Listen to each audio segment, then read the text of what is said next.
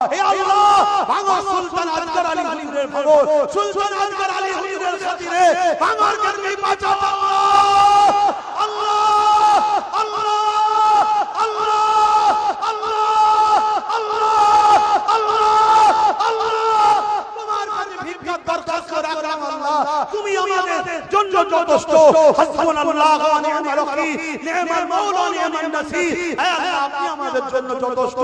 আপনার ভরসায় আপনার আমানে এই ভাঙনবাসী কাজকে রেখে যাচ্ছি হে আল্লাহ এদেরকে আপনি হেফাজত করবে আর আমিও আপনার হাওয়ায় আপনার ভরসায় ঘুরে থাকি আমার না আগে গার্ড না পিছনে গার্ড আমার গাড়িতে মাত্র তিনজন অবশ্যই আপনি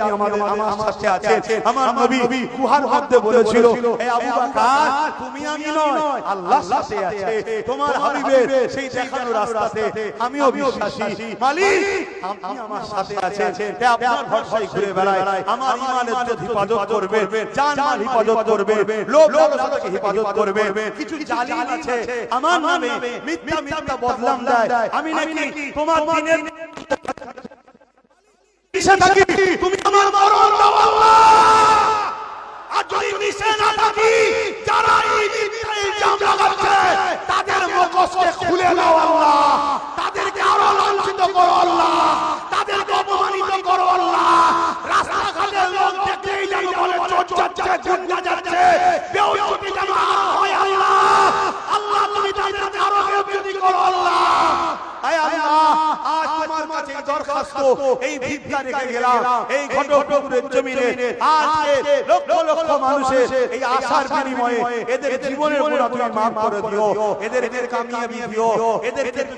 জীবনে অনেক হায়াত দিও এদেরকে অনেকে খুন করে মেরে দেওয়ার পর্যন্ত প্ল্যান করছে কিন্তু হায়াতের মালিক তো আপনি আপনি এদের লম্বা হায়াত দিন আল্লাহ এই যুবকগুলোর জীবনে অনেক ভুল আছে আল্লাহ এদের জীবনে অনেক অন্যায় আছে আল্লাহ এদের জীবনে অনেক পাপ আছে জানি আল্লাহ কিন্তু এরা আপনার নবীর দুশমন নয় আল্লাহ এরা আপনার নবীর দুশমন নয় আল্লাহ যদি নবীর দুশমন হতো তাহলে মিলাদুন নবীতে আসতো না সরকার কি আহমদ জিন্দাবাদ বলতো না দাদা কি আহমদ জিন্দাবাদ বলতো না হাবিবুল্লাহ কি আহমদ জিন্দাবাদ বলতো না লব্বাইক ইয়া রাসূলুল্লাহ বলতো না আপনার নামে ডাকে সাড়া দিত না হে আল্লাহ এরা ওই জালিমদের মতো এরাও পিছনে বসে মাহফিলকে বন্ধ করে দেবার প্ল্যান করতো এরা তা করে না মালিক এরা কাজ কাম ছেড়ে দিয়ে